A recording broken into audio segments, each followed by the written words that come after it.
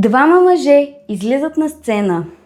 Без сценарий, без подготвени герои, без идея какво ще се случва. И въпреки това създават едни от най-известните сцени в историята на импровизационния театър. Това са Ти-Джей и Дейв. Ти-Джей Джагодовски и Дейвид Паскези са американски импровизатори от Чикаго. Те стават известни чрез лонгформ импровизацията си в IO Theater или Improv Olympics Theater в Чикаго. За разлика от повечето импро групи, които разчитат на бързата шега или хаотичната обстановка, Ти-Джей и Дейв имат свой собствен стил, който е по-бавен, по-реалистичен и почти като на филм. През 90-те години двамата започват да играят заедно в Чикаго.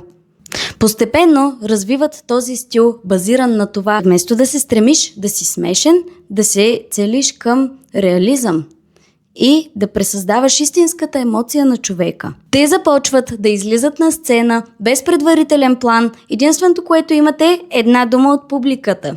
И оттам сцената се ражда на момента. Кои са техните принципи? Номер 1. Не се опитвай да бъдеш смешен или Don't try to be funny. Според Ти-Джей и Дейв, ако сцената е истинска, хуморът идва сам. Номер 2. Играй на върха на твоята интелигентност. Play the top of your intelligence. Това означава да не се правиш на глупав в сцената, ами да реагираш така, както би реагирал истински човек. Номер 3. Грижи се за партньора ти. Take care of your partner. Грижи се за партньора си. Фокусът наистина не е върху теб и ти да се представиш по най-добрият начин. Номер 4. Ако това е истина, какво друго е истина? If this is true, what else is true? Какво означава това? Вместо да си измислям тепърва нови идеи, мога да се огледам, да видя вече с какво разполагам и да приема това за своя истина и да го доразвия. Ако това е истина, какво друго е истина? Тези принципи, освен в импровизационния театър, са приложими и в живота. Вие прилагате ли някой от тях? Не забравяйте да се абонирате за канала, ако съдържанието, което правя, ви харесва. Ще се радвам да ми пишете коментар за коя известна импро-личност бихте искали да направим видео.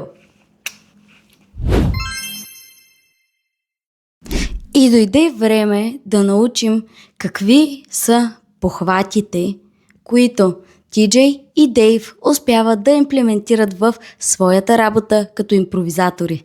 Започваме с тишина. Silence. Те не се страхуват от нея. Не се страхуват да излязат неподготвени на сцената и да си стоят в тишината. Те са достатъчно комфортни в своята тишина. Втори похват е слушане. Listening. Наистина слушат партньора си, вместо да го изчакат да приключи с това, което говори, че да може те да кажат тяхната гледна точка.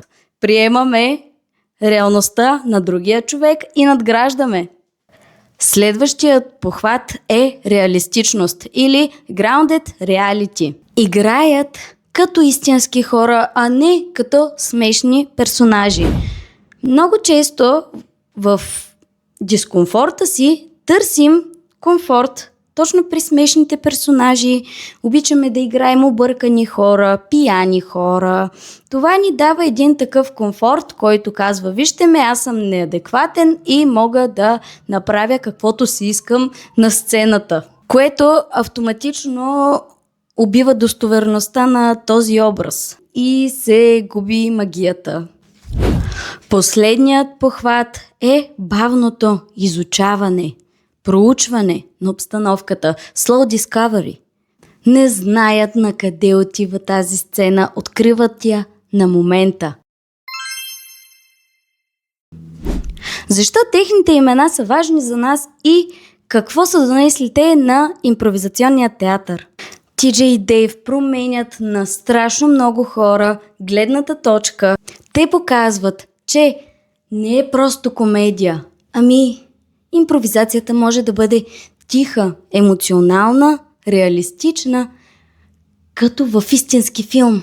Приключваме с нашата импромъдрост за днес. Ако това е истина, какво друго е истина?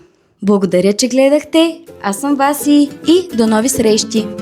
Чао!